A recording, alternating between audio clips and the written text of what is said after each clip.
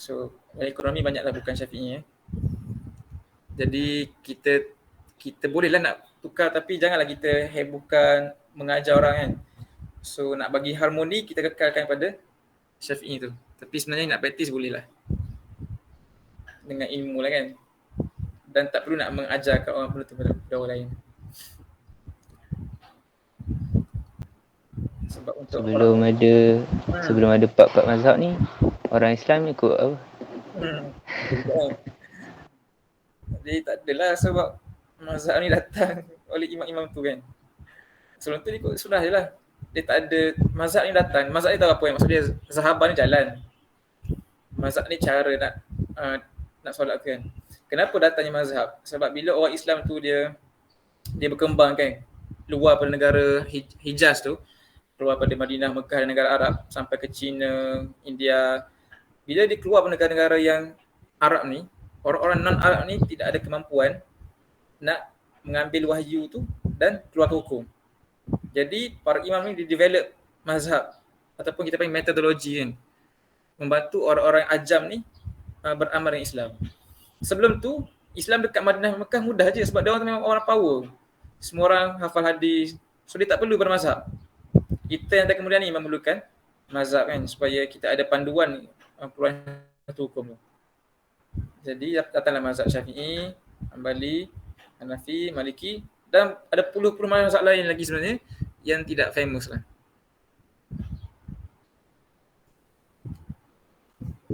Tapi kenapa like empat sahaja yang famous? Kenapa? Sebab dia bergantung kepada keramaian anak murid masing-masing.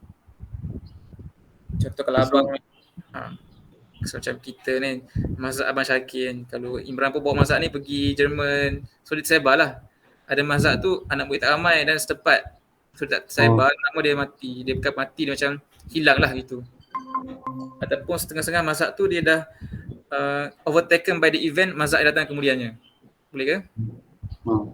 Macam the students of the macam imam-imam tu lagi more aktif lah, lagi banyak lagi aktif. Lagi banyak lagi aktif.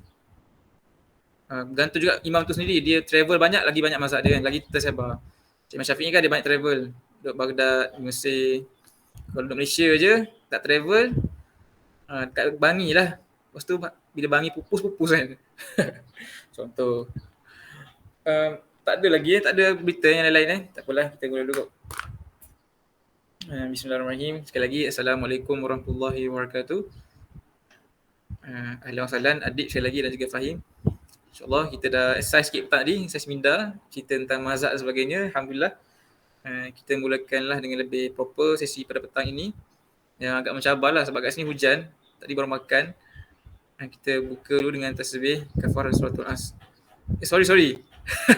Tengok dah ngaruk dah. Kita buka dulu dengan dengan umur kita Al-Fatihah. Auzubillahi.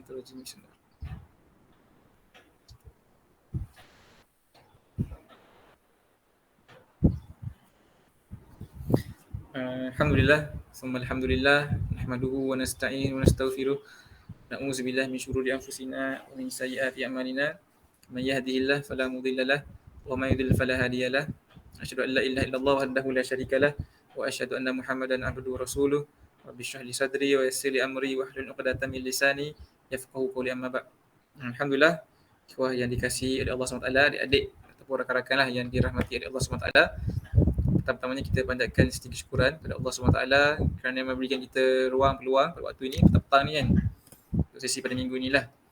Yang keduanya kita panjatkan salawat dan salam kepada Nabi SAW, kepada seluruh ahli keluarga baginda, para sahabat, para tabi'un dan orang-orang yang mengikuti mereka bi ihsan ila yaumil din. Petang ini memang abang tidak jemput kawan-kawan Usim untuk join bersama sebab kami dah berhalaqah pada hari Khamis, tak silap hari tu. Nak bagi laluan dia orang untuk study sebab esok dia orang mula exam final Tamhidi lah selama seminggu ataupun 3 hari, 4 hari macam tu lah. So kita doakan semoga mereka punya urusan dimudahkan. So mungkin the next session tu akan kembali bersama lah insyaAllah kan. Yang keduanya juga kita doakanlah ada kawan-kawan lain yang boleh muncul kan. Wise, Baim patutnya tak ada masalah join. Dan juga Qayyum lah yang lama dah tak khabar berita. So kita doakanlah sampailah apa sesi ni kepada mereka insyaAllah kan. memang cabar sebab duduk kat rumah ni susah nak nak trace, nak attend, nak dapatkan orang tu kan, sebab dekat rumah masing-masing. So ni challenge lah. Itu yang pertama. Yang keduanya, sebenarnya memang mencabar kat rumah kan. Dia memang bergantung pada masing-masing punya kemahuan, kehendak, disiplin. Kalau kita set masa sebagainya, kita dapatlah. Kalau kita tak ada setting macam tu, memang sukarlah kan. Kalau kita dekat JMI, mudah kita boleh minta panggilkan, ada orang tolong remind. Tapi ala kulli hal, insyaAllah apa yang berlaku pun kita harapkan adanya kebaikan daripada Allah SWT kan. Just nak share satu cerita menarik lah, sebab dah cerita tentang masak-masak ni kan. Itu nak cerita tentang kisah seorang imam yang famous. Itu Al-Imam Al-Bukhari rahimahullah. Di mana Imam Bukhari ni dia datang selepas datangnya imam mazhab kan. So dia datangnya generasi selepas generasi mazhab-mazhab, iaitu generasi hadis lah, para imam hadis. Imam Bukhari ni dia seorang ulama hadis yang popular lah, sebabnya kita kata dia ni imam hadis yang paling utama kan. Sampai dia ni mengumpulkan kitab hadis yang disenaraikan oleh orang Islam. Kaum muslimin setuju dia kitab hadis dia tu, Jami' Sahih Al-Bukhari tu berada di kerukan kedua selepas Al-Quran. Dari segi sumber rujukan kan, kata hebat dia ni. So dia ni lahir di satu negara, nama dia Bukhara. Satu tempat, Bukhara ni di Uzbekistan lah kalau tak silap. Tapi time tu dia di Parsi, maksudnya sekarang mungkin Uzbek. Tapi waktu dulu dia kira kawasan Parsi, ataupun hari ni Iran kan, di Bukhara. Kerana itu dia dipanggil Al-Imam Al-Bukhari, kerana dia lahir pada Bukhara. Tapi banyak benda lah pasal dia ni kan. Cuma nak cerita satu benda menarik tentang semangat Al-Imam Bukhari ni menuntut ilmu kan. Yang mana antara benda popular tentang Imam Bukhari ni, dia ni merantau sangat banyak demi untuk mendapatkan, menghimpunkan begitu banyak hadis-hadis kan. So dia menerewan lah merata-rata bumi yang di mana adanya orang-orang yang simpan hadis, dia nak pergi ambil hadis ketika itu. Kerana di sisi orang-orang belajar hadis ni kan, dia ada satu benda kita panggil sanad. Sanad ni tahu kan, chain of narration hadis tu.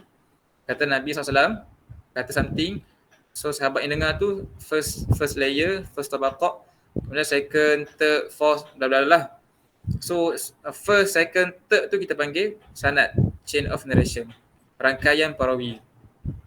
So sanad ni ada banyak jenis. Ada sanad dipanggil sanad tinggi, ada sanad rendah kan, ataupun sanad tinggi dipanggil sanad ali. Semakin panjang sanad tu, semakin rendah kualiti dia, sebab dia makin jauh dengan Nabi. Jadi makin pendek, makin tinggi. So hadis-hadis yang sanadnya pendek dipanggil sanad ali, sanad yang tinggi, kerana dekat jarak dia dengan Nabi SAW. Jadi kenapa para ulama hadis ni mereka travel? Sebab dia, hadis yang sama tapi nak cari pada siapa hadis ini sanadnya rendah, supaya dia boleh ambil sanad tu dan dapat hadis tu pada kategori yang tinggi, ali kan. Jadi mereka, jadi satu budaya mereka ni travel daripada satu tempat ke tempat lah untuk mendapatkan hadis-hadis ni. So nak share satu video kepada semua orang lah. Video menceritakan perjalanan Al-Imam Al-Bukhari travel from one place to another untuk mendapatkan hadis-hadis ni kan. Sebab petang ni macam ngantuk-ngantuk kan, tengok video sikit lah, insyaAllah.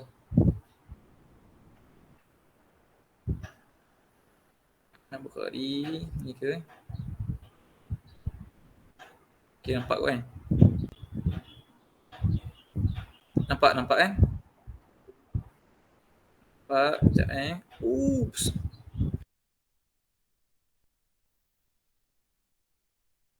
الإمام البخاري طلب الحديث في بلده أولا في بخارى، أخذ العلم عن شيوخها، ثم انتقل من بخارى إلى بلخ ليلتقي بعلمائها 600 كيلو تقريبا، ومن بلخ سافر إلى مرو 800 كيلو تقريبا، ومن مرو إلى نيسابور 140 كيلو تقريبا، ومن نيسابور إلى الري 760 كيلو تقريبا، ومن الري إلى واسط 985 كيلو تقريبا، ومن واسط إلى البصرة 365 كيلو تقريبا، ومن البصرة إلى الكوفة 390 كيلو تقريبا، ومن الكوفة إلى بغداد 164 كيلو تقريبا، ومن بغداد إلى المدينة المنورة 1530 كيلو تقريبا، ومن المدينة إلى مكة 435 كيلو تقريبا، ومن مكة إلى جدة 70 كيلو تقريبا، ومن جدة إلى عذاب بحرا 130 كيلو تقريبا، ومن عذاب إلى الفسطاط 1080 كيلو تقريبا، ومن الفسطاط إلى عسقلان 500 كيلو تقريبا، ومن عسقلان إلى قيسرية 118 كيلو تقريبا، من قيسرية إلى دمشق 400 كيلو تقريبا، ومن دمشق إلى بغداد 915 كيلو تقريبا، ومن بغداد عاد البخاري إلى بلاده بخارى بنفس الاتجاه. مجموع المسافات التي قطعها الإمام البخاري من بخارى حتى العودة إليها ما يقارب 14,000 كيلومتر قطعها الإمام البخاري.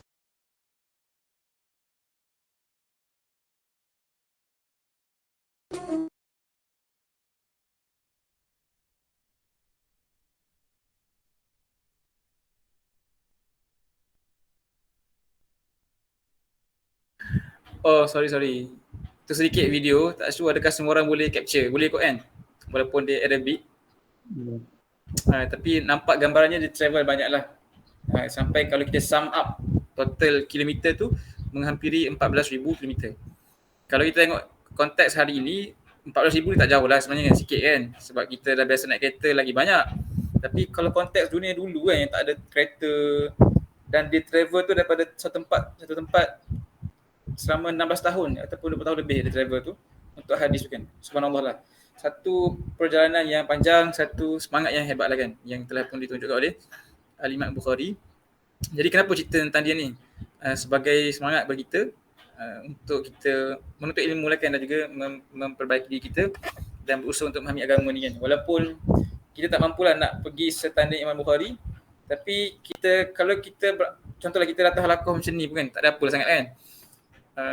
Mungkinlah apa yang berlaku dekat kita semua nanti, after some time kita akan rasa lesu, lemau, malas. Sebab buat benda yang rutin ni dia memang akan menghadirkan perasaan-perasaan berat kan, boring. So bila kita rasa malas belajar, malas baca buku teks ke, malas nak menuntut ni kan, kita kena kenal lah betapa hebat, betapa kesungguhan orang dulu ni kan. Kerana mereka lah kita dapat Islam hari ni sempurna kan. Kalau Imam Bukhari tak buat kerja-kerja tu, tidak berkorban menuntut ilmu, mengumpul hadis, mungkin hadis tu takkan dihimpunkan dengan baik sampai pada kita hari ni. Mungkin Islam yang sampai kita tu Islam yang tidak syumul kan, sebab bahagian-bahagian Islam tu dilengkapkan dengan himpunan-himpunan hadis ni. So begitu besar sumbangan dia, begitu banyak dia korban kan, supaya keaslian, kesyumulan dan originality Islam tu dapat diprotect sehinggalah kita sama-sama dapat menikmati sampai hari ni kan. So hopefully kalau kita didatangi perasaan malas ke apa tu, kita terkenang-kenangkan lah rehlah yang telah pun dibuat oleh Al-Imam Bukhari. Disiplin ilmu tu apa Disiplin ilmu ni apa? Maksudnya soalannya apa tu, Fahim? Kan ada orang kata kan, kalau macam ni orang nak tuntut ilmu ni kena ikut disiplin masa selama tu semua agama kan. So disiplin ilmu tu macam mana? Dia ada susunan ke apa? Disiplin tu metodologi lah. Metodologi. Contohnya kita nak belajar fiqh kan. Dia ada usul fiqh, macam itulah metodologi. Faham ke? Macam so-called syllabus lah. Dia ada lah dia punya ni, betul. Dia ada disiplin ilmu dia. Kan? Contohnya nak memahami Quran ni sebenarnya kena bahasa Arab. Itu dia punya pintu-pintu dia kan. Yang sepatutnya lah. Imran macam nak tak nak counter, tapi dah habis terang ke pasal disiplin ilmu, nak tanya lagi. So kalau kita macam Imam Bukhari tu dia nak sanad yang ali tu kan. Sanad ni tak semestinya just untuk hadis kan, betul tak? Sebab ada juga orang ambil sanad based on Al-Quran. Betul ke?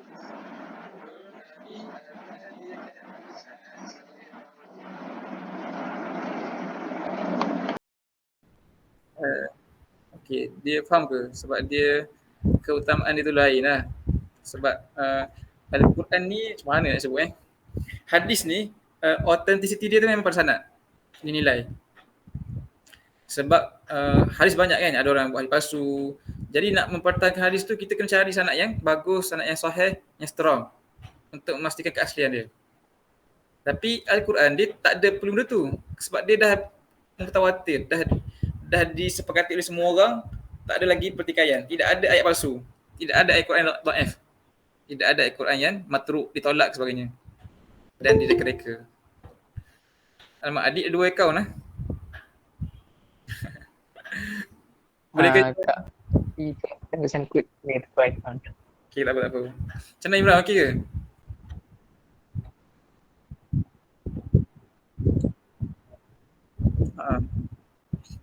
Itulah. Untuk ilmu okey lah tapi tak ada kepentingan sangat sebenarnya. Ada Syekh ni, Syekh Qurain Rajih daripada Syria kan.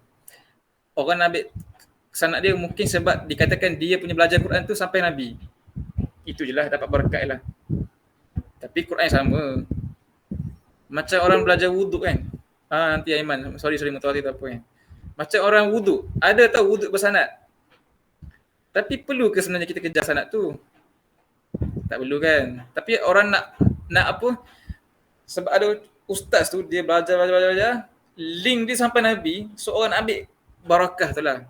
Belajar dengan dia dapatlah belajar Nabi. Padahal di antara dia belajar tu ada dah penyelengan berlaku. Dah lari dah pun. Kan? Okay. So kenapa orang nak kejar sanad tu mungkin sebab keberkatan tu lah. Cuma tak adalah urgency sebab in the first place sanad bukan untuk keberkatan. Dia untuk keaslian tu. Okay. Menjawab kepada soalan Aiman betul juga tak cerita mutawatir ni apa kan. Mutawatir ni apa dalam konteks hadis Aiman, mutawatir ni, hadis ni dia terbahagi pada 2 lah dari segi dasarnya, dari segi umum kan. Dia punya sanad dia tu, narration hadis ni dari segi bilangan orang yang meriwayatkan hadis ni kita bagi pada 2. Pertama dia adalah mutawatir, kedua dia adalah ahad. Ahad tu pecahan lagi kan, ada gharib, ada sebagainya lah. Mutawatir ni adalah bila bilangan orang yang meriwayatkan tu sangat ramai sehingga tidak ada kemungkinan mereka ni berdusta. Dan mereka itu berada di tempat-tempat pelbagai. Itu kita kata bila orang yang knowledge tu inherited by a number of narrators whereby there is no possibility they agree or they dengan sengaja dan menipu, tak ada kemungkinan tu. So itu keadaan tu kita kata message tu mutawatir. Dia adalah confirm, sepakati, tidak ada kebarangkalian berlakunya penipuan. Boleh ke macam tu? Faham.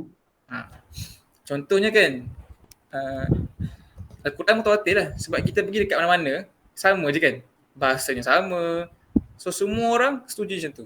Tapi hadis berbeza. Ada hadis dia tidak mutawatir, ada hadis tu dia yang narration dia tu mungkin 3 orang je, 5 orang je. Mutawatir mungkin 50 orang, 40 orang. Kalau hadis tu ada lebih 10 orang pun dah kira mutawatir lah. Dan dia kena tempat tu pelbagai. Sebab kalau hadis tu katalah 10 orang yang riwayatkan tapi semua dekat Jam'ai, dia tak mutawatir. Sebab orang-orang Jam'ai mungkin berpakat menipu. Tapi kalau seorang kat Nigeria, seorang dekat Iraq, seorang dekat Madinah, which diorang tak berhubung sama satu sama lain, tapi mereka dapat benda sama, maknanya mesej tu mutawatir. So hadis yang mutawatir pangkat dia sama dengan Quran dari segi authenticity. Barang siapa yang menolak hadis mutawatir yang sahih ini, dia boleh dihukum kafir lah seperti mana dia tolak Quran. Tapi kalau tolak hadis sahih bukan mutawatir, hadis sahih tapi hadis ahad ataupun kategori-kategori lain, dia tak kira kafir. Okay. Sebab tu pentingnya mutawatir itulah dalam konteks hadis. Jadi hadis mutawatir sikit je sebenarnya, sikit je. Sebab tu adanya golongan anti hadis tu. Dia orang tolak hadis sebab membangkang lah narasi hadis kan. Sebab bagi mereka hadis ni kalau 2-3 orang je riwayatkan macam boleh dipertikaikan lah. So mereka yang terima hadis ni mutawatir je kan. Contohnya, panjang cerita ni, contohnya kan nak bagi faham. Solat kan. Kita punya mazhab solat kena baca surah Al-Fatihah, betul tak? Tapi ada mazhab yang tidak mewajibkan bacaan Al-Fatihah. Kerana hadis yang mengatakan bacaan Al-Fatihah tu tidak mutawatir. So kalau mazhab tu tak berpegang dengan hadis mutawatir, hadis yang bukan mutawatir, dia tolaklah hujah hadis bacaan Fatihah tu. Sebab dia hanya berhujah dengan hadis mutawatir. Okey, boleh ke faham? Ke kompleks? Maksudnya rukun solat yang ada 13 tu diasaskan oleh certain mazhab yang bukan semua mazhab terima 13 rukun. Kita baca Syafi'i lah. Betul.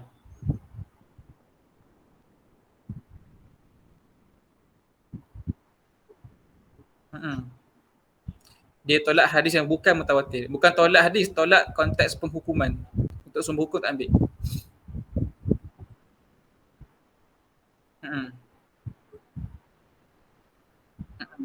Okay.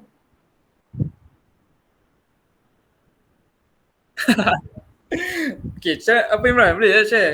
Sebab kita tak apa kita santai bagi pertanian.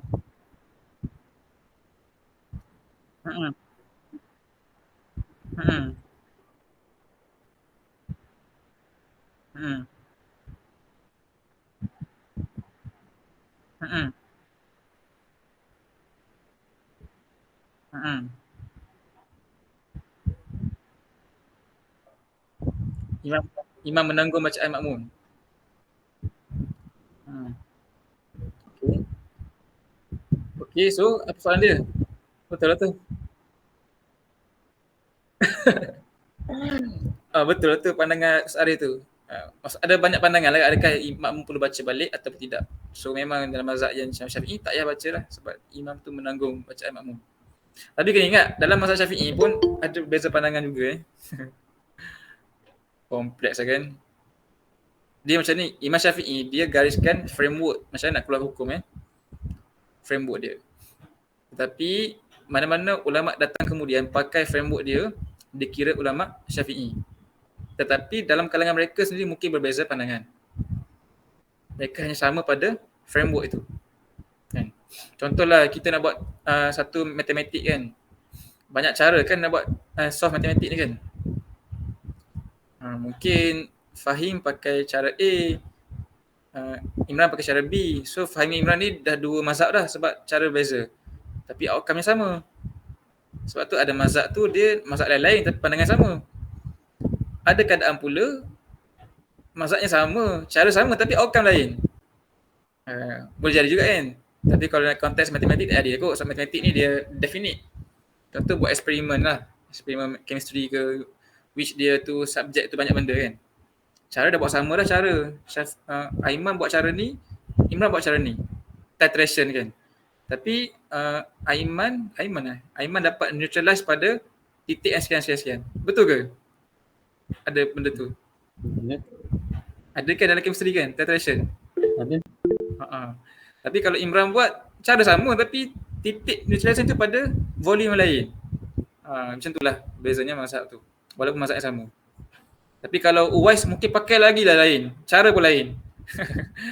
lagi haru biru lah kan. Okey, apa ni adik kata tak saya masa tu kata solat tidak boleh sebab solat tu mesti zikir. So imam tidak boleh diam sebab baca Fatihah dan perlu teruskan bacaan. Oh ni cerita lain pula kan. Ni isu lain pula ni. Ni isu perlu diam ke tak perlu diam. Macam tu Aim. Ya. Okey.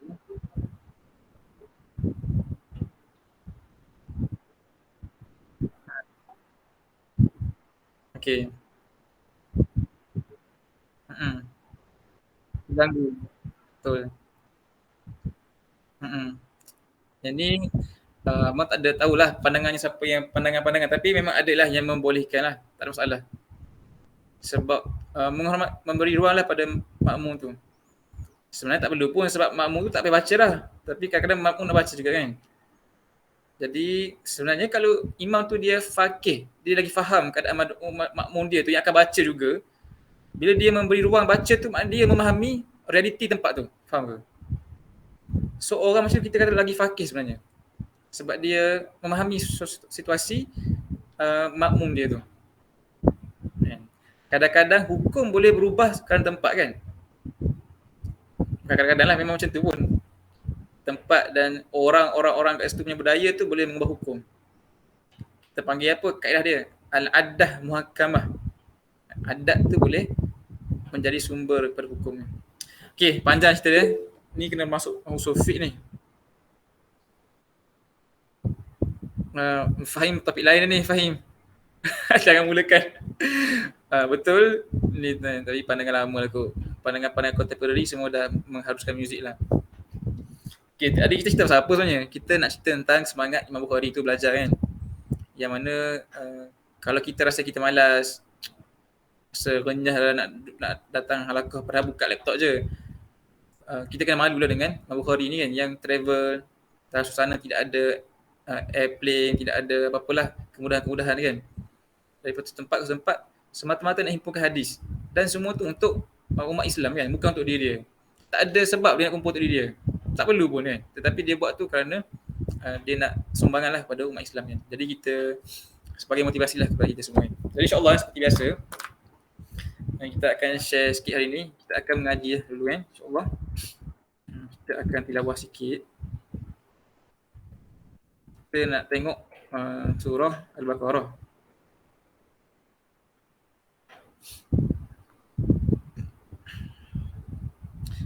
Sebelum tu ahlan wa sallam pada Uwais. Tak sure semua orang follow tak follow, boleh ikuti tak perbincangan tadi yang mungkin dia heavy sikit. Kita akan baca muka surat 22 saja. Ada 5 ayat kan. 1, 2, 3, 4. 4 je ayat. Kita semua ada 6. Kita baca 2 page lah. 22 dan 23 Hari ni tak ada plan nak tengok juz amma ataupun hadis. Kita akan tilawah sikit, tapi abang nak share satu benda lepas ni lah. Berkaitan dulu dengan masak-masak ni.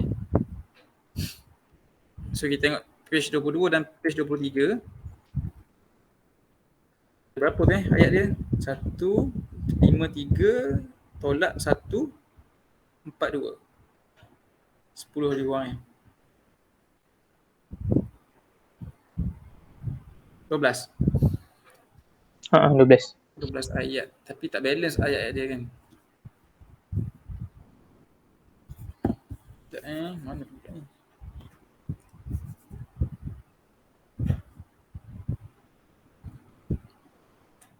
Boleh lah, seorang baca 2 ayat. Tapi itulah, panjang pula orang yang awal-awal ni.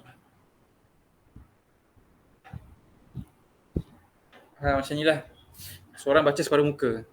Kecuali abang ni. Soalnya 1, 2, 3, 4. Tak boleh juga kan?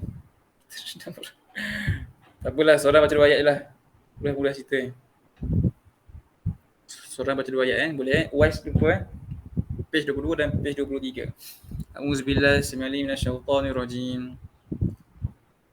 سيقول السفهاء من الناس ما ولاهم عن قبلتهم التي كانوا عليها قل لله المشرق والمغرب يهدي من يشاء إلى صراط مستقيم وكذلك جعلناكم أمة وسطا لتكونوا شهداء على الناس ويكون الرسول عليكم شهيدا وما جعلنا القبلة التي كنت عليها إلا لنعلم من يتبع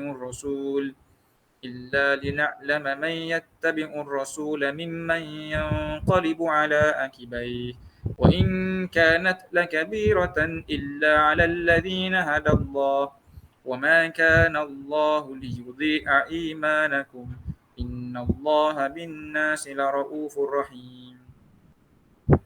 Siapa sambung? Adik sambung boleh.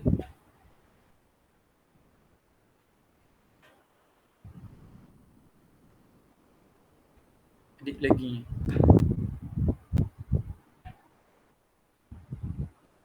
Adik mute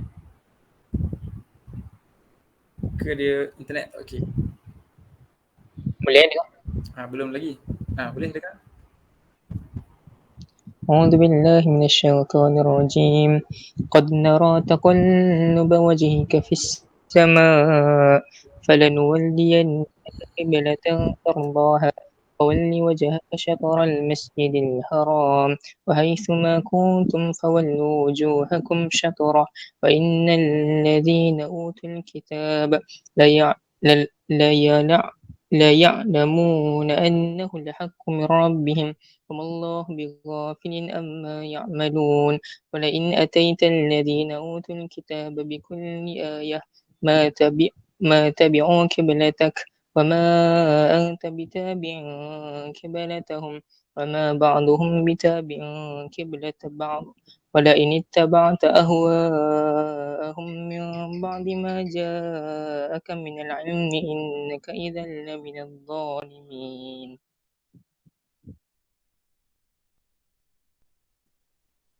الذين آتيناهم الكتاب يعرفونه كما يعرفون أبناءهم وإن فريقا منهم ليكتمون الحق وهم يعلمون الحق من ربك فلا تكونن من الممترين.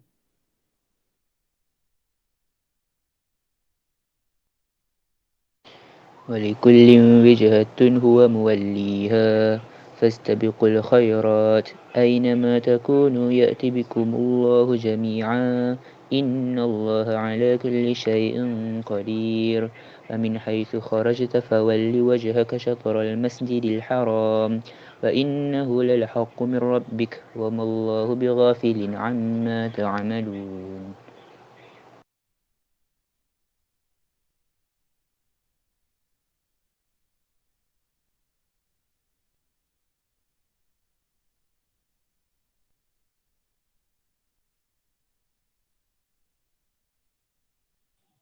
أعوذ بالله من الشيطان الرجيم ومن حيث خرجت فول وجهك شطر المسجد الحرام وحيث ما كنتم فولوا وجهكم شطره لئلا يكون للناس عليكم حجة إلا الذين ظلموا منهم فلا تشوهم واخشوني ولأتم نعمتي عليكم ولعلكم تهتدون كما أرسلنا فيكم رسولا منكم يتلو عليكم آياتنا ويزكيكم ويعلمكم الكتاب والحكمة ويعلمكم ما لم تكونوا تعلمون. أعوذ بالله من الشيطان الرجيم فاذكروني أذكركم واشكروا لي ولا تكفرون يا أيها الذين آمنوا استعينوا بالصبر والصلاة إن الله مع الصابرين.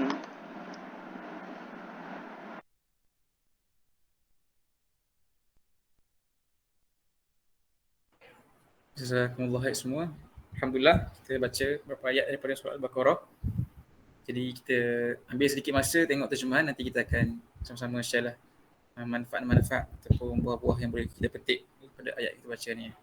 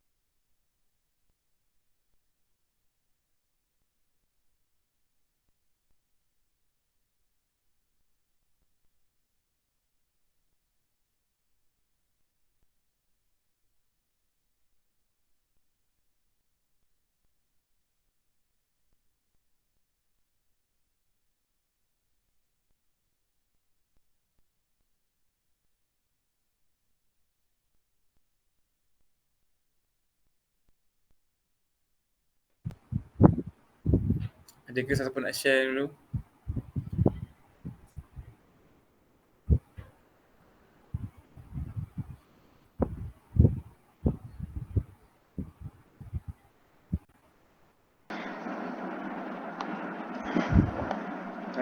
Boleh kot.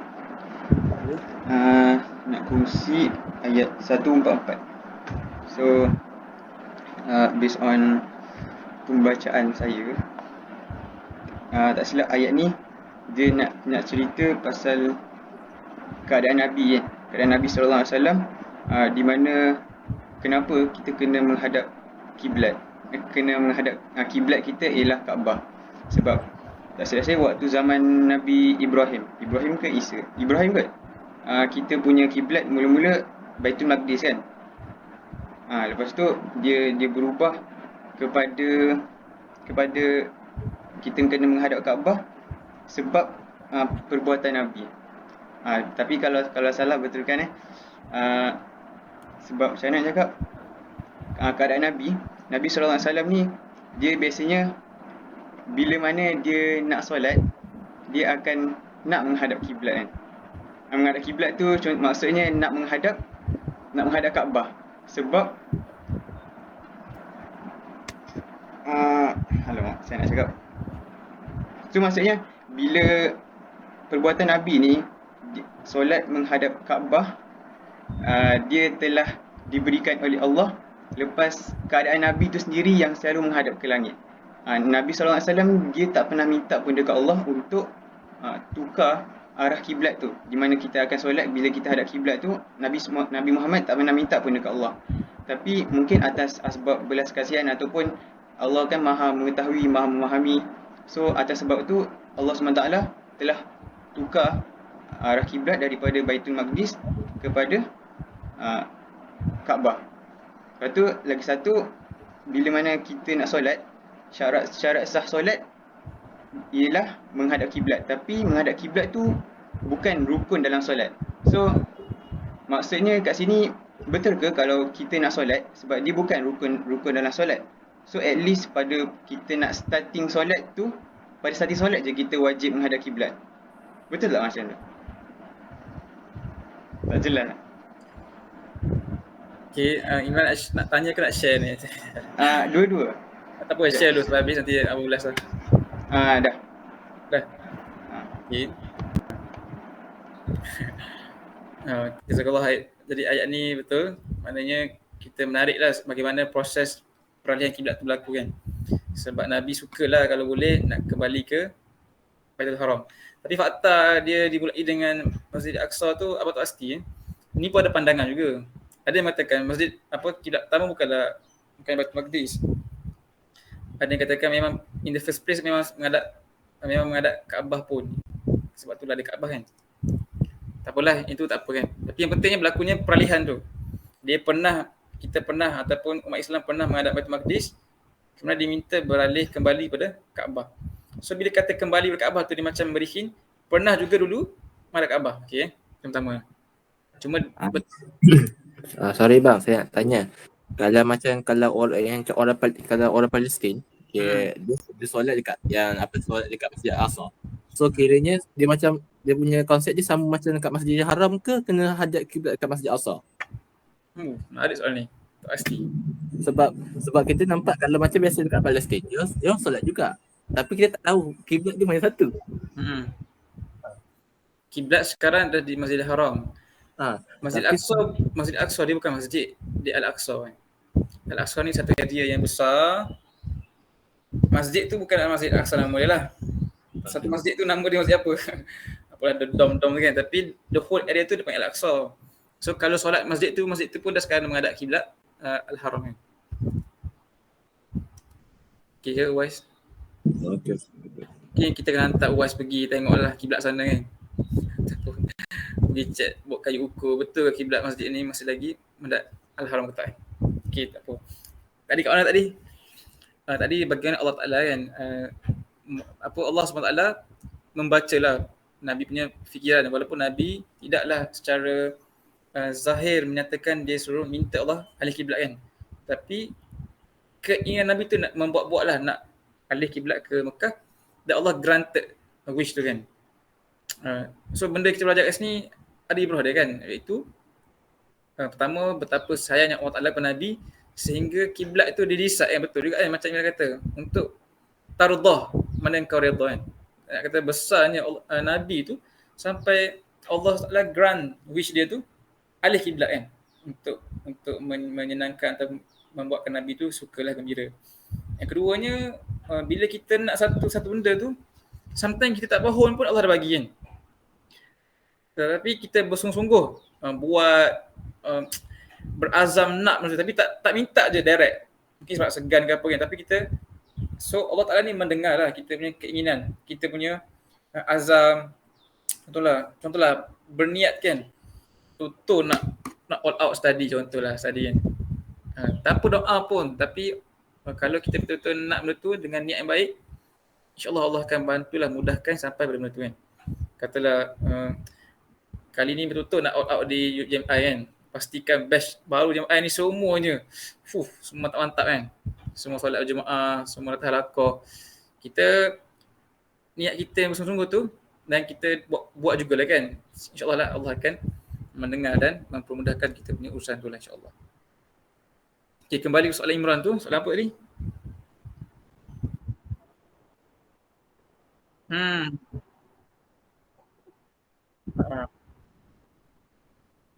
Syarat sah ni dia kena sah sepanjang solat lah. Okay. Rukun solat tidak ada pula kita kena suci pada hadas kan. Tapi once kita dah kentut, batal solat tu. So kena dia, sebab rukun tu pada solat tu sendiri. Tapi syarat sah pun penting juga kan. Maksudnya dia pun penting walaupun dia bukan rukun. Kenapa dia bukan rukun? Sebab kita kena faham takrifan rukun tu apa. Rukun ialah solat tu, apa benda solat tu? Solat tu adalah 13 benda tu kan. Itu solat. Tapi nak perform solat tu, orang tu kena ni. Syarat-syarat dia pula kan. Tapi syarat tu bukan solat. Solat rukun tu adalah item yang ada pada solat yang kita katakan dia tu solat. Contohnya rukun bagi satu keluarga. Mesti kena ada ayah, mak, anak kan. Kalau tak ada ayah, mak, tak ada elemen, tak bagi keluarga pula. Tapi dalam keluarga tu ada banyak benda lain lagi. Cuma nak kata itulah keluarga, dia kena ada lah benda yang rukun tu. Rukun tangga, adalah rukun solat kan. Hilang satu rukun, dia bukan solat dah. Rukun Islam, 5 tu kan. Hilang satu, dia bukan Islam dah. Contohnya, okay, faham rukun. Tetapi ada lagi benda lain kan yang datang kemudian. Okay lah. Ada lagi siapa nak share? Saya nak share. Okay, silakan. Verse 143, in particularly the phrase وَمَا كَانَ اللَّهُ لِيُضِيعَ إِيمَانَكُمْ. So first saya nak share macam dia punya background information lah. So if I'm not mistaken, the order nak change the kiblah tu masa hijrah kan. So macam even before the hijrah, the Prophet Muhammad SAW, dia macam even though dia solat tu kena face Masjid Al-Aqsa, dia make sure that the Kaabah tu is between him and Masjid Al-Aqsa, sebab dia macam memang sayang Masjid Al-Aqsa, sebab tu lah dia macam face to Allah so that they could change the Qiblah, sebab dia macam memang it's his home and he wants to make that his Qiblah. So macam once dia pergi hijrah tu, Madinah tu is in between Makkah and Aqsa, so dia macam macam susah hati lah, macam you cannot face both of the directions at once. So sebab tu lah dia Allah macam tukarkan so that apa ayat dia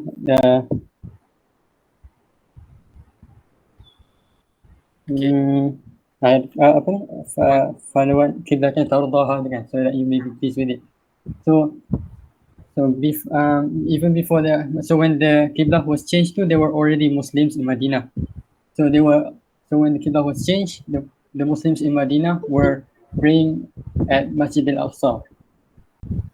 And then once they have the news that the Qiblah was changed, the Jews at that time dia macam bukan Allah tahu lah apa namanya, tapi they told the Muslims tu, you have wasted your prayer lah, sebab your prayers were for nothing, sebab you were facing the wrong Qiblah. So Allah cakap وَمَا كَانَ اللَّهُ لِيُضِيعَ إِيمَانَكُمْ. So I want to get to the main point tu, macam Allah equatekan solat to iman.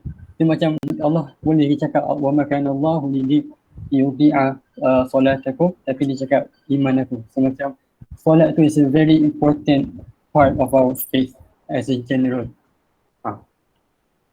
Yeah, my point. Jazakallah khair. Semua orang boleh faham ke mengalihkan share tadi? Gurau Jaiman. Jazakallah khair, sangat menarik lah kan. Okay, cerita dia faham kan bila Allah Ta'ala suruh Nabi alih kiblat. Sebab dulu betul bila solat di Mekah, dia boleh face dua-dua kan.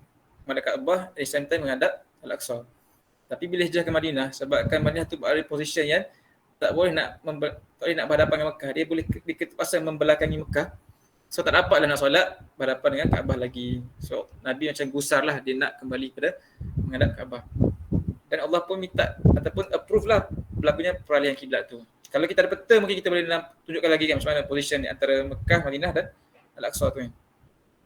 Mungkin next time semua orang boleh buka lah peta dan cuba imagine apa yang berlaku. So bila berlakunya peralihan tu betul, orang-orang Yahudi ni dia buat propaganda lah. Diorang ni memang pandai kan. Diorang kata bila batal lah amalan korang semua ni, apalah korang ni kan, tak tetap pendirian lah, apalah Muhammad ni sejak tu ni flip-flop sebagainya, U-turn sebagainya kan. Jadi Allah Ta'ala turunkan ayat ini untuk memberi confirmation, reassurance bahawa wa ma kana Allahu liyudhi'a imanakum, Allah tidak akan mensia-siakan iman kalian. Dan betul menarik yang Aiman highlight kan, Allah kaitkan solat tu dengan iman. So ada dua sisi pandang, satu yang Aiman share tu, maknanya besarnya solat itu seolah-olahnya itulah iman. Yang kedua juga ialah sebenarnya nak ceritanya sebenarnya bukan solat yang penting, tapi solat yang dibuatkan iman tu kan yang penting. Allah tak sia-siakan satu amal tu kerana iman tu. Menghadap mana-mana pun, kalau dia buat kerana iman kerana Allah, dia akan dikira lah kan. Sebab menghadap kiblat tu pun sendiri adalah buat kerana keimanan, kepatuhan kepada Allah SWT kan. Sebab tu yang tak disisihkan adalah iman mereka tu. Iman mereka yang solat ketika Al-Aqsa ke Haram ke, yang nilai adalah iman mereka kan. Tak semua amal dinilai kan kalau dia tidak dibuat dengan iman. Sebab orang Yahudi pun solat juga, orang munafikin solat juga. Kalau Quran sebut solat mereka tidak akan disisihkan, seolah-olahnya Allah acknowledge solat orang munafikin. Allah acknowledge solat orang Yahudi. Tak, Allah tak acknowledge solat yang dibuat tanpa iman. Kan, yang diterima adalah iman-iman lah. Masya-Allah kan. So nak katanya kepentingan antara iman dan amal kan. Kita buat amal tetapi yang amal yang dibuat berbasiskan iman itulah yang akan dihitung oleh Allah Ta'ala. Amal yang dibuat tanpa iman, yang dibuat sebab nak tunjuk ataupun sebab trend semasa, maka itulah sisi Allah SWT kan. Wali'azubillah min zalik. Lagi nak share sesiapa? Tak ada. Silakan. Kalau macam kalau saya macam ada dengar baru ni, macam kalau biasa kalau selepas gerhana bulan, kita punya arah kiblat kita akan macam berubah. Okay. Akan berubah. Adakah itu macam dikira berubah daripada segi daripada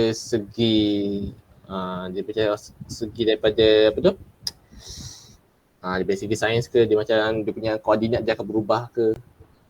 Tapi dia punya koordinat dia ke Kaabah, tapi dia punya tengok kompas dia akan lain, dia akan ke arah lain. Dia tak sekolah kan, ni kena orang yang tahu ilmu geometri yang share. Tapi memang betul, by time kita punya koordinat tu lari kan, sebab pergerakan bumi, bukan sebab bulan tu. Bulan bergerak mana-mana pun tak kisah. Tapi pergerakan bumi ke apa menyebabkan dia ada slight change. Sebab tu kiblat tu dia revise kan. Every year ke every 10 years. Tapi change dia tu negligent lah. Mungkin 1 tahun baru dia significant. Dulu ada masjid dia buat macam ni, lepas tu dia check balik dah lari sikit. So dia tukar. Cuma dia berlaku tu sangatlah insignificant lah, sikit sangat. Mungkin after 100 years baru nampak sekarang beza 1 cm. Macam tu lah. Berlaku perubahan tu, tapi faktor bukan faktor bulan rasanya, faktor bumi kan bergerak kan, ada kerak-kerak semua. So benda tu lah yang menyebabkan dia berubah sikit. Tapi tak ada isu kot tak adalah, insyaAllah JMI okey je solatnya. Kalau berubah sikit pun kita buat kerana iman kan, insyaAllah akan diterima lah kalau solat tu kerana iman. Dan kita ikutlah sebab yang decide yang check tu ialah orang yang berautoriti, yang datang dan endorse kiblat ni betul. So itu dah madai lah untuk kita percayakan. Okay. kalau tak ada lagi nak kongsi, nak share sikit lah tentang ayat yang kita dah discuss sebelum ni, iaitu ayat 143 juga yang Aiman share, tapi Abang nak share yang first part tu, di mana Allah SWT menceritakan tentang basically apa yang kita baca tadi, seluruh ayat kita baca tadi cerita tentang peristiwa peralihan kiblat, betul, yang berlaku pada tahun pertama ataupun tahun kedua hijrah lah, awal-awal hijrah, selepas hijrah, di mana peristiwa kiblat ni berlaku ketika dalam solat. Waktu Nabi terima wahyu kena apa? Kena apa tu? Kena alih kiblat. Ketika itu juga Nabi memusingkan badan dia dan menghadap kiblat yang baru dalam solat kan. Ada satu masjid yang namanya Masjid Qiblatain di Madinah. Kerana peristiwa itu berlaku time tu dan Nabi solat kat situ. Nanti carilah masjid tu kan, dekat Google boleh tengok kan, Masjid Qiblatain. Sebab masjid tu digelar masjid yang dua kiblat. Sebab berlaku peristiwa peralihan tu dekat situ. Okay. So bila berlakunya peristiwa peralihan kiblat ni, dia adalah simbolik kan. Nak share ni sikit lah, boleh ke? Share screen. Boleh saya nak. Nak share apa whiteboard. Maksud Nabi tu alih pandangan kiblat tu bukan ke nanti rotation akan jadi 180 degree kan, sebab mula hadap Masjid Al-Aqsa. Sebab waktu tu kan Madinah kan di antara in between Al-Aqsa dengan Makkah kan. Ada 80 kan? Tak pasti abang, tak check lah. Boleh check lah. Could be jugalah. Tak sure degree dia banyak jauh dia beza. Tetapi menarik kat tu. Nanti boleh sama-sama semak lah dari segi geografi tu kan, dari segi tu. Sekejap nampak kan? Nampak putih tadi berlaku peristiwa peralihan kiblat tu kan. So daripada, kita katalah daripada sini Al-Aqsa pusing pergi ke Mekah kan. Nanti check lah betul-betul lukisan ni kan, tapi nak kata ada berlakunya peralihan. So bila berlakunya peralihan ni, dia kenapa Allah Ta'ala alihkan kiblat ni? Adakah semata-mata nak memuaskan tardah tu? Kan? Tak logik lah kalau peristiwa sebesar peralihan kiblat tu dibuat semata-mata nak memuaskan hati Nabi. Dia tak logik kan? Sebab mesti dia ada sebab yang lain, cuma peristiwa itu diambil lah dan dibuat pada timing nak puaskan hati Nabi. Faham? Tapi sebenarnya bukan itu sebab dia lah kan. Tetapi kita tahu bila berlakunya peristiwa peralihan kiblat ni, dia berlakunya shift kan. Allah Ta'ala nak bagi shift. Dulu umat yang diberikan kemuliaan untuk mewakili, membawa agama ni adalah Bani Israel. Kemudian bila mereka ni dah lama dah diberi kan. Kita kena check balik Nabi Ibrahim ada 2 orang anak kan. Iaitu Ishak dan juga Ismail. Daripada Nabi Ishak ni lahirnya siapa? Yaqub kan. Yaqub. Kemudian Yusuf. Dan dia punya sibling lah. Yaqub ni nama lain dia apa? Israel. So semua ni Nabi Yusuf dan sibling dan ke bawah Ayub, Syuaib, Musa dan seterusnya ni, nabi-nabi ke bawah ni semuanya nabi-nabi dipanggil nabi-nabi Bani Israel. Kan? Yang mana mereka inilah nabi-nabi umat anak beranak kelahiran daripada family Israel ni diberi amanah kita panggil kan, untuk menjadi kaum yang membawa agama yang diturunkan oleh Allah Ta'ala di bumi ni. Mereka yang bawa, so Allah bekalkan kepada mereka nabi demi nabi kan, untuk guide mereka after another. Tapi berdorang ni dah tak perform lah. Selepas ribuan tahun sampai tahap mereka ni apa? Bunuh nabi, hina nabi, kecam nabi kan, Nabi Musa, Nabi Isa, semua tu Bani Israel. Sampailah satu period Islam itu diberi pula kepada Nabi Muhammad, yang mana dia bukan datang pada Bani Israel, sebab dia datang pada belah Ismail ni kan. Israel kat sini. Okay. So bila nak nak pass over tu secara simbolik lah. So kiblat tu dia beralih. Kalau dulu sembah Al-Aqsa, so orang Islam sekarang ni sembah Mekah kan. Sebagai simbol peralihan mas'uliyah tu. Mas'uliyah tu apa? Tanggungjawab membawa agama tu daripada Bani Israel kepada umat Nabi Muhammad SAW. Okey. Bila berlaku benda ni, orang Yahudi sangat tahu bahawa mereka punya kemuliaan telah berakhir lah. Dan mereka sangat benci dengan Nabi kerana Nabi bukan Bani Israel. So diorang ni tak boleh move on lah kita kata kan. Nak juga dianggap sebagai anak-anak Tuhan. Mereka kata mereka ni anak Tuhan kan. Sebab mereka ni mulia, special. Jadi diorang ni buatlah pelbagai propaganda untuk supaya mensaiko kan. Saiwa supaya sahabat-sahabat dan Nabi semua ni rasa ragu-ragu dengan Islam sebab sekejap pindah ke kiblat ni kan. Sebab tu Allah kata sayaqulu sufaha minan nas ayat 142 tu. Orang-orang bodoh akan berkata, apa sebabnya jadi kaum Islam berpaling kiblat mereka menghadap sama ini? Kan? So mereka belum kata tapi Allah kata sayaqulu ketika ayat itu turun. Mereka akan kata. Mana Allah dah project dah dalam Quran ni. Lepas kita alih kiblat ni, confirm mereka kata. Maknanya dah faham dah nature diorang ni. Diorang akan kata, kenapalah orang Islam macam ni kan? Tak pendirian sebagainya. So tak penting benda tu. Allah bagi turut ayat ni nak menenangkan sahabat dan Nabi supaya ignore tuduhan-tuduhan dan provokasi-provokasi ahli kitab ketika di Madinah ketika itu. Okey. Datang ayat 143 kan menceritakan bahawa kenapa sahabat ni dia tak perlu layan kerana kita ada satu misi yang penting lah. Kenapa Allah Ta'ala telah pun alih kiblat ni? Nak remind. Kenapa? Demikiannya apa? Nak cerita bahawa Allah Ta'ala telah memberi satu title baru lah ataupun tugas baru kepada umat Nabi Muhammad iaitu wa kazalika ummatan wasatan. Jadikan kalian ni umat wasatan ataupun UW kan. Jadi Allah jadikan kamu siapa kamu ni?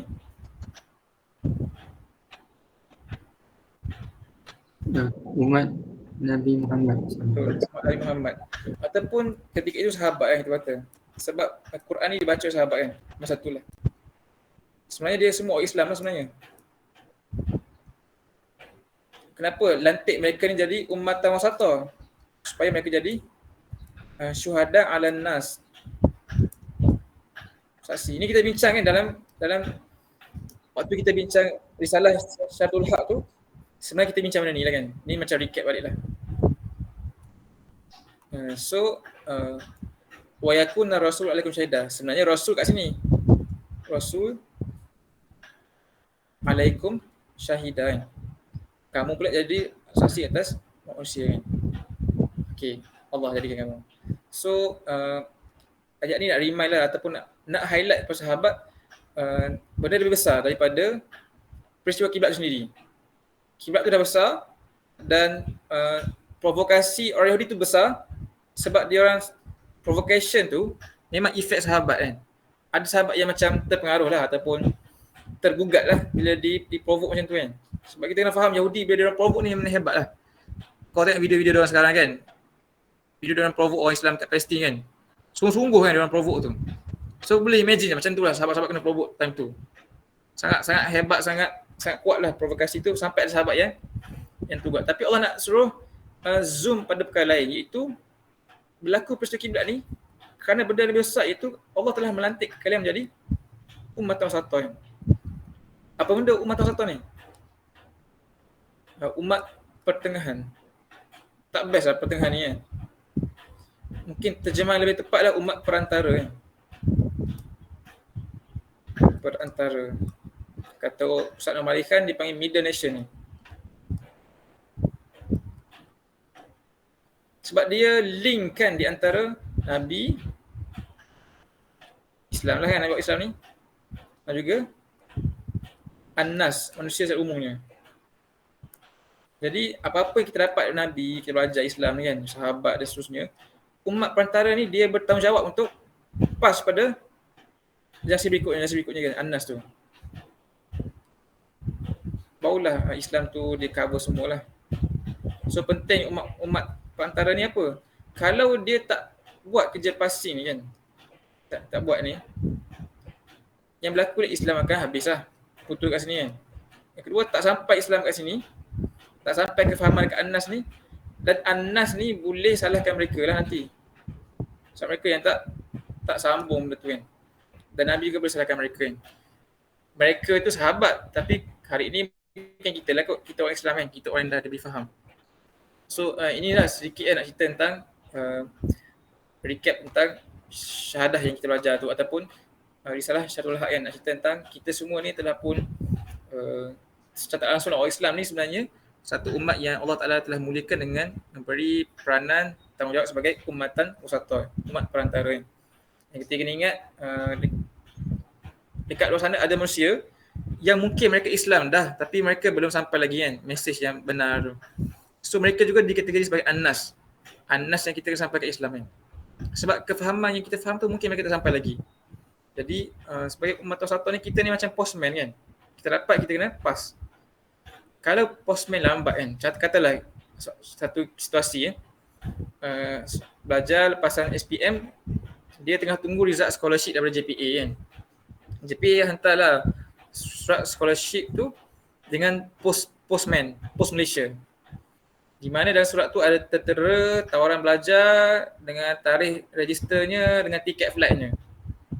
Katalah postman tu delay kan, dia simpan surat tu, lepas tu motor rosak, waktu dia relax, 3 bulan kemudian baru surat sampai pada orang tu.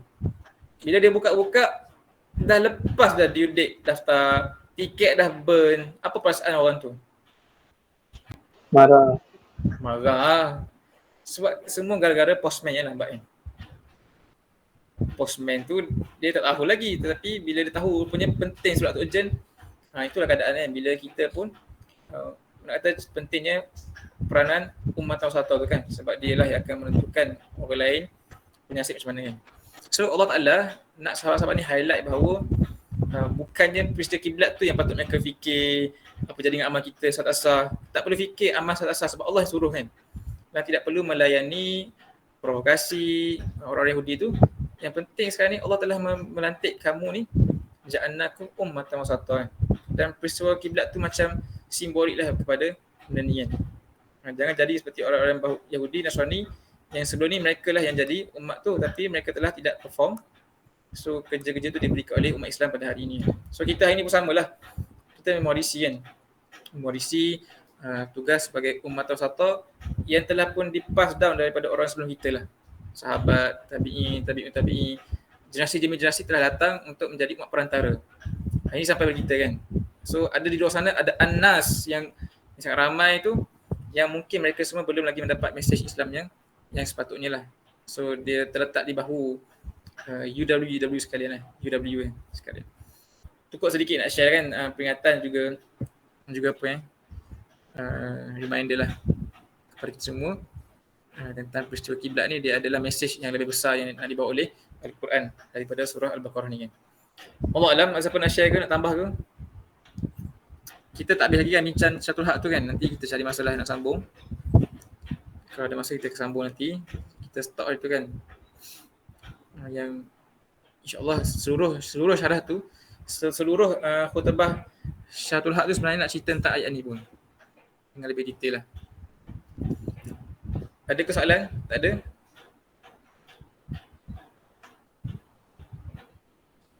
Tak ada. Okey. Kalau tak ada, Abang nak share satu benda lagi Ni macam nak tutup lah kita punya perbincangan Quran ni, tapi nak share benda lain. Okey Tapi dia berkaitan insyaAllah kan. Tadi kan kita dah bercakap tentang apa? Bercakap tentang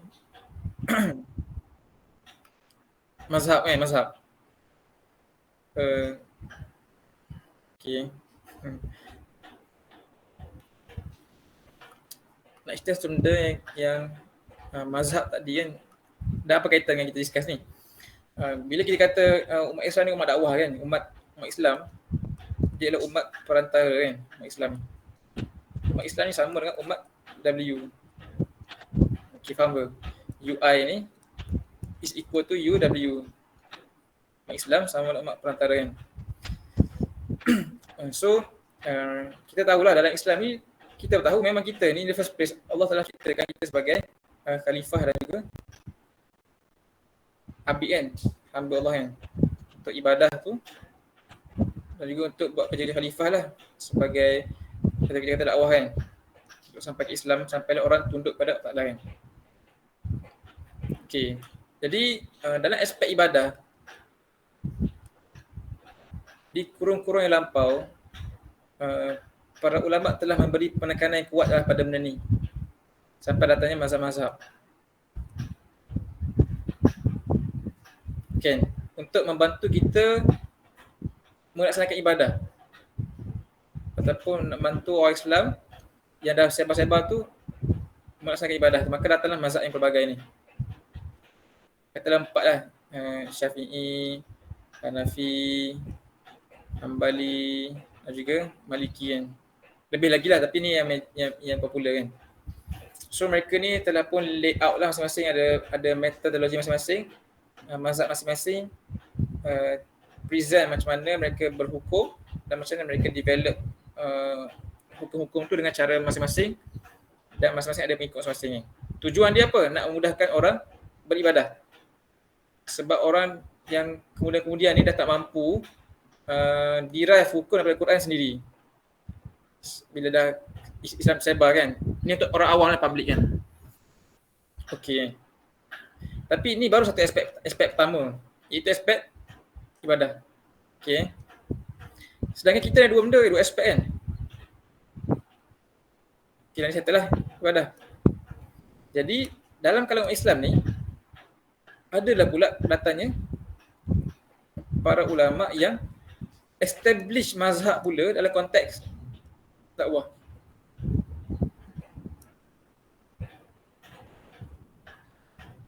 Okey, faham ke? Faham Ustaz kan?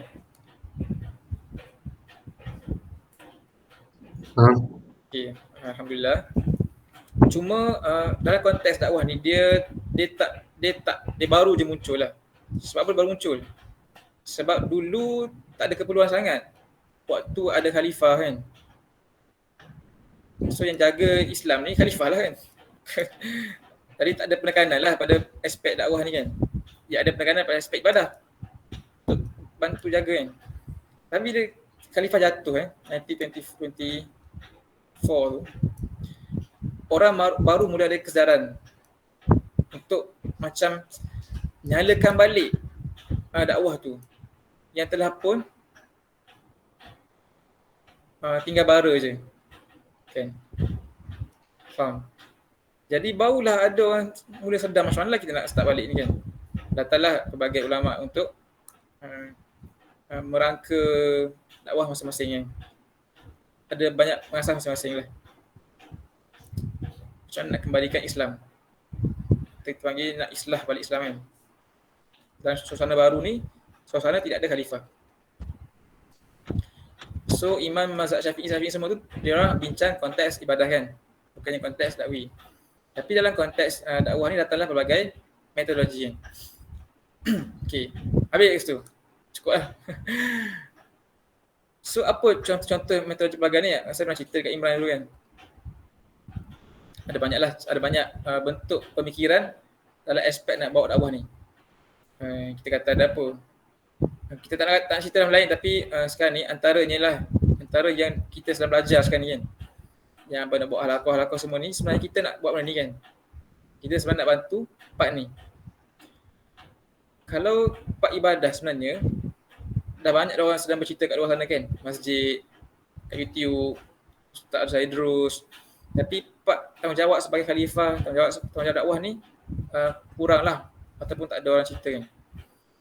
Jadi kita sedang belajar memahami dakwah sebenarnya, dakwah Islam, mengikut satu aliran lah. Itu kita sedang belajar kot amal Islami yang telah pun di-founded lah kot oleh Imam Sa'al Banna kan. Ini amat satu benda daripada banyak-banyak daripada antara bentuk metodologi Al-Banna ni metod dia ni mazhab dia ni, antara benda yang core benda yang besar dalam dia punya idea nak hidupkan kembali dakwah ni, dia ni macam ni, dia dah establish lah dia punya method tu kan, banyak benda lah, tapi antara yang core dia telah asaskan satu benda dipanggil maratib amal yang dipanggil maratib amal. Okay, boleh faham ke? Boleh kan? Yang mungkin orang dah popular benda ni kan, start dengan apa, Islahun Nas, Takwim Baitul Muslim, Ustaz Muslim, Hukuman Islamiyah, Daulah Islamiyah, Khilafah Islamiyah, Ustazatul Alam tu. Dia katalah dalam kita nak mengembalikan Islam tu, nak mengembalikan dakwah tu kan, nak kembalikan Islam tu seperti dulu, benda core yang dia propose dalam metod dia ni lah, kita kena membentuk pertama sekali lah individu Muslim kan. Kemudian ni secara semitas lalu lah pergi kemudian adanya Baitul Muslim kan, keluarga Islam. Kemudian adanya Mujtama' Muslim. Term yang digunakan mungkin lain, tapi yang ni abang nak ringkaskan lah. Kemudian adanya dia panggil hukumah Islamiyah ataupun kerajaan Islam lah, kerajaan Muslim. Dan adanya negara Muslim kan. Dan adanya empire Muslim. Ke sama ni ada sedikit beza Dan juga sekali dia kata UA kan, bila Islam tu menjadi Ustazatul Alam, iaitu jadi reference lah kepada dunia kan.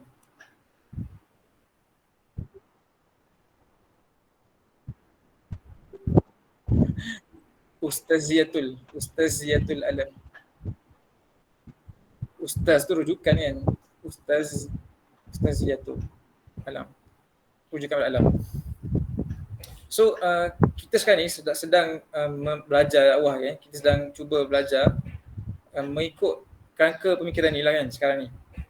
Dan kita sekarang baru dekat sini kan, baru sedang fokus peringkat menjadikan peribadi Islam. Kita datang halaqah ke, baca Quran ke, dan dia bukan cerita Indonesia. Bila Al-Banna tulis setiap ni kan, setiap item-item ni dia ada sifat-sifat dia. Dia ada ciri-ciri yang dia dah letak apa yang kena capai, yang kita panggil muasafat tu. Muasafat tarbiyah kan. Kalau individu ni ada 10 ciri. Kalau Baitul Muslim ada pula ciri-ciri dia. Setiap ni ada ciri-ciri lah kan. Kenapa cerita ni hari ni nak cerita tentang kepelbagaian mazhab dakwah sendiri. Kita ni sedang belajar satu cara kan. Tapi benda ni penting, terpulang lah kan. Sebenarnya penting bagi siapa rasa penting lah. Maksudnya di luar sana ada lagi cara-cara lain. Ada orang yang mungkin tak pakai pun kan metodologi ni. Mungkin mereka tu hanya buat sekadar buat lah kan. Siapa Islam secara random lah. Tidak ada metodologi tertentu. Pun dapat pahala tapi mungkin tak dapat lah apa yang kita nakkan tu kan. Wish kita nak Islam tu kembali memerintah ataupun memimpin dunia kan. So kalau kita setuju dengan benda ni kan, benda ni penting lah supaya kita jelas kan. Kita sekarang dah kat fasa sini kan. Dan individu sangat penting. Bila Al-Banna sendiri ataupun pakcik yang draw ataupun yang founder metodologi ni, dia pun bukannya founded secara tiba-tiba kan, tetapi ini melalui kajian sirah. Sebab itu yang dibuat Nabi SAW pun rangkanya kan. Nabi memang start dengan pembinaan individu kan, dengan membina ratusan sahabat lah, kalau tak ribuan kan. Ribuan sahabat pun possible, ribuan sahabat ni ada yang kata jumlah total sahabat ni sampai 140,000 lah yang pernah interact dengan Nabi SAW kan. Sangat ramai sahabat ni kan. So ni penting kan, sebab dia jadi foundation pada seluruh ni. So peta ni, kita peta kan, map nak beramal ni penting. Sebab apa? Katalah satu orang tu semangat Islam tinggi kan, tapi dia tidak ada framework nak beramal, so dia terus ke sini. Contohlah kan, terus fokus nak membaiki hukumah ataupun perundangan Islam. Salah ke dia buat tu? Tak salah. Kan? Tapi mungkin kalau dia petakan balik keadaan umat ni, mungkin belum bersedia lagi nak sentuh sini kan. Sepatutnya padahal ada lagi banyak tersettle. Individu yang tak bersedia. Macam mana nak adakan negara yang ada undang-undang Islam kalau masyarakat sendiri pun not ready untuk embrace hukuman tu. Jadi peta ni kan sangat penting lah untuk seorang tu beramal Islam ni, supaya dia tahu dia sedang berada di mana, dekat mana kita berada, ada amal-amal tertentu yang perlu kita utamakan. Faham kan? Kalau kita kat sini, lainlah cerita dia kan. Dia lah mungkin mempertahankan. Tapi kalau kat sini banyaknya membina orangnya. So cerita ni benda ni patut dah ceritakan pun dalam program-program lepas lah. Waktu kita pergi Hulu Hangat dulu dengan UKM sebagainya tu, mereka memang bincang benda ni lah pada hari yang keesokannya kan yang kita balik tu. Tapi cerita balik benda ni supaya kita ni faham ataupun kita panggil ni adalah bahan-bahan fikrah lah. Ini adalah bahan-bahan yang patut membuka pemikiran kita kan. Kita sedang buat apa sekarang supaya tak ada orang rasa dia datang ni spend sejam dia lost, dia sebab apa sekarang kan. Jadi sekarang kita sedang berada di sini kan, membina seramai mungkin peribadi Muslim untuk diberi faham Islam dan boleh bekerja dah untuk Islam nanti insyaAllah. Okey ke? Faham ke apa yang kongsi ni? Yang B tu apa? Yang B Yang B mana Yang second step. Second step B ni bait. Baitul Muslim. Oh, okey. Rumah tangga lah ataupun rumah tangga Islam kan. Maknanya kalau tengok sahabat Nabi dulu kan, bila dia sahabat Nabi tu dia kahwin dengan sahabiah lah. Of course kan, dia tak kahwin dengan orang musyrikin. Tapi dia penting juga ini yang cerdiknya Al-Banna ni kan, dia ada idea seorang yang dibina lelaki tu sebaiknya dia pun memilih pasangan yang mempunyai visi yang sama dengan dia lah, sebab dia akan membantu kan hal tuju keluarga, anak-anak dan sebagainya. So adanya Baitul Muslim. Benda ni dah tersebar dekat pelbagai media kan, kalau kita tengok Google, tapi dia tersebar secara runcit-runcit. Faham ke runcit? Maknanya orang quoted sikit-sikit tapi tak ambil dia punya big picture tu. Orang Baitul Muslim, lepas tu suka hati je buat program Baitul Muslim, tapi tak dapat the spirit asalnya kenapa adanya Baitul Muslim kan. Faham kan? Ramai orang hanya mencedok bahagian-bahagian tapi tanpa ambil the whole konsep yang founder tu maksudkan. So dia jadi popular tanpa dia popularkan pada bahagian-bahagian itu kan. Contohnya Usrah kan, Usrah popular juga kan dekat sekolah-sekolah. Tapi sebenarnya asalnya Usrah dekat sini. Kan? Untuk bina individu Muslim tu. Tapi sekolah telah jadikan Usrah sebagai program yang formal untuk isi waktu kan sekolah. So dia telah selewengkan Usrah tu. Sampai orang pun ada the wrong mindset lah. But tak ada isu pun nak ceritanya. Sepatutnya kita nak kena faham dia secara lebih menyeluruh lah kita kat mana kan. Okay. Allah Alam lah. Masa baguslah kita cerita sikit-sikit kan. Apa yang abang cerita ni dalam program ni kita panggil, dalam kita punya pengisian kita panggil ni bahan-bahan fikrah kan. Bahan-bahan pemikiran. Selain kita ada Quran, kita ada hadis, sirah, kita ada ni kita panggil dalam sub kategori bahan fikrah kan. Tulisan-tulisan macam ni kan. Kita mengenal maratibul amal, kita mengenal cara-cara nak beramal tu lah. Bahan-bahan tentang dakwah tu kan. So dia membantulah. Tapi ada orang mungkin tak setuju dengan ni kan. Dia rasa sebenarnya kita nak ubah dunia ni kena start dekat sini. Dia fokus bina suatu negara Islam kan. Okay, fine je. Dia tak setuju, tak masalah. Ni open for debate lah. Okay, Allah Alam tukukkan sedikit program malam ni yang mungkin sedikit heavy, tapi nak cerita dia kaitan lah sebab tadi cerita tentang mazhab ibadah kan. So dalam mazhab dakwah ni semua mazhab ibadah boleh ada kat sini. Faham ke? Sama dia Syafi'i ke, dia Maliki ke, dia Hambali ke, dia boleh follow benda ni. Sebab ini adalah roadmap ataupun peta amal dakwah, bukan amal ibadah kan. Dia sepatutnya tidak membeza-bezakan orang tu mazhab apa pun. Sebab bukan itulah fokus kita sekarang kan. Zaman sekarang fokusnya patutnya diberikan pada macam mana nak kembalikan Islam tu kan. Berbeza dengan zaman imam-imam dulu, mereka hidup zaman ada khalifah, Islam satu padu. So keutamaan mereka time tu adalah nak memperelok ibadah. Tapi zaman kita ni, itulah kan orang kat luar sana masih lagi membincang tentang ibadah lah. Which tak semua orang nampak urgency nak mengembalikan negara Islam ke, masyarakat Islam ke, kembalikan kuasa dunia kepada Islam, tak nampak kan. Sebab tu orang masih lagi bergaduh dalam konteks ibadah. Kunut tak kunut, apa lagi. Banyak duk gaduh kan. Nak baca Allahumma salli ala Muhammad ke Allahumma salli Muhammad, gaduh. Nak baca Cabut rumput. bismillah tu kena jahar ke tak perlu dijaharkan dalam solat.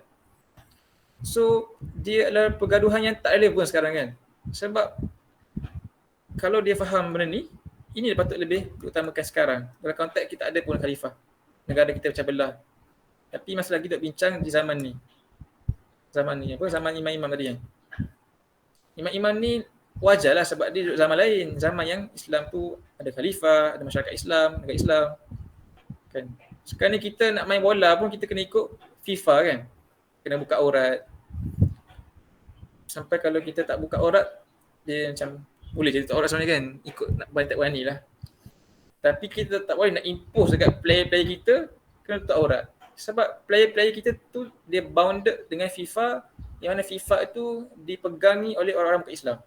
So bila orang Islam, bukan Islam yang pegang world punya peraturan tu, dia akan decide ikut kerangka mereka lah, bukannya ikut syariat kan. Contohlah kan. Tu baru contoh. Sukan, apa lagi? Macam-macam dia lagi kan. Hiburannya kita boleh kontrol, kewangan kita boleh kontrol, kita pasal bergelumang riba sebagainya. Orang ni jauh lagi penting lah nak kena diusahakan oleh umat. Tapi nak sedarkan orang suka, dia perlukan proses yang perlahan. Sebab orang suka yang relax-relax, tak nak heavy-heavy kan. Sekitar inilah kan, take time lah nak bagi kita sendiri pun terbuka mata tu lah. Tapi dengan adanya adik Fahim, Uwais, Aiman, Imran ni, walaupun sedikit lah kita ni kan, tapi bukan kita je buat benda ni kan, orang lain pun sedang buat jugalah. Bila masing-masing bekerja, insya-Allah yang sedikit tu akan menjadi banyak kan. Kalau Nabi boleh ambil masa 20 tahun untuk establish satu negara Madinah tu, Islam, sebenarnya kalau umat Islam hari ni bekerja betul-betul fokus, boleh buat lebih baik kan. Cuma itulah banyak benda lain yang menghalang lah. Ya, tu sedikit yang petang-petang ni punya borak-borak. Ada ke nak bincang ataupun nak tanya?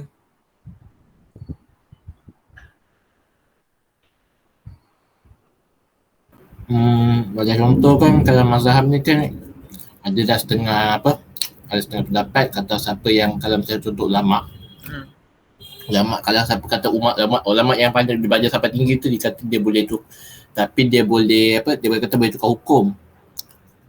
Tapi tukar hukum dia daripada kecil-kecil kan, dia tak besar kan. Maksudnya hukum tu taklah tak bagi berat lah dekat ni orang lain. Contohnya apa? Contoh macam hukum saya nak cakap betul lah, saya yakin. Betul, orang-orang yang mujtahid dia boleh bertukar hukum. Maksudnya dia orang tu boleh keluar hukum sebab dia mujtahid. Dia boleh, tapi dia kecil je kan. Dia dalam Islam tu ada benda-benda kita panggil thawabit kan. Thawabit ada benda yang mutawahirat. Pening dengan term ni kan. Thawabit ni benda yang fix. Mutawahirat ni benda yang boleh fleksibel. Islam sendiri. Jadi benda yang fix ni tak boleh ubah. Contohnya solat 5 waktu lah. Tapi ada benda yang boleh berubah-ubah kan. Dalam ruang lingkup benda yang mutawahirat ni dia boleh berubah hukum lah. Hukum boleh berubah sebab apa? Masa, tempat, keadaan kan. Sebab tu Imam Syafi'i waktu dia duduk kat Baghdad, fatwa dia ialah A. Bila dia pergi ke Mesir, fatwa jadi B. Sebab tempat dah berubah tu, keadaan dah berubah kan. Hukum berubah. Tapi hukum-hukum berubah tu dalam konteks mutaghayyirat kan. Nak kena belajar pula apa benda yang dalam Islam tu tawabit mutaghayyirat. Itu kita kena still tune lah untuk tempoh yang lebih lama lah, insyaAllah. Boleh ke macam tu? Wise. Boleh bang. Bukan semua benda boleh berubah lah, betul. Betul.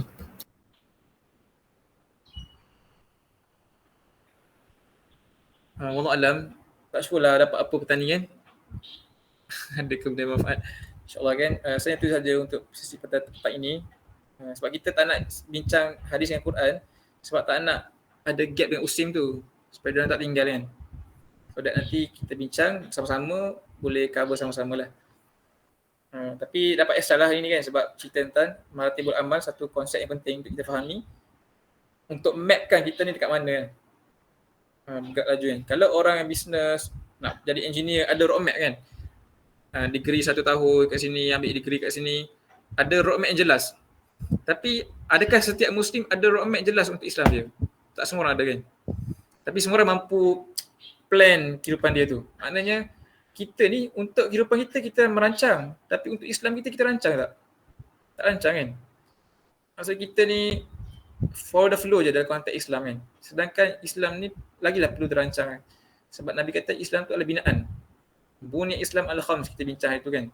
So sekarang binaan tu tak complete lagi. Nak kena dikomplitkan. Siapa nak merancang, nak completekan binaan Islam tu?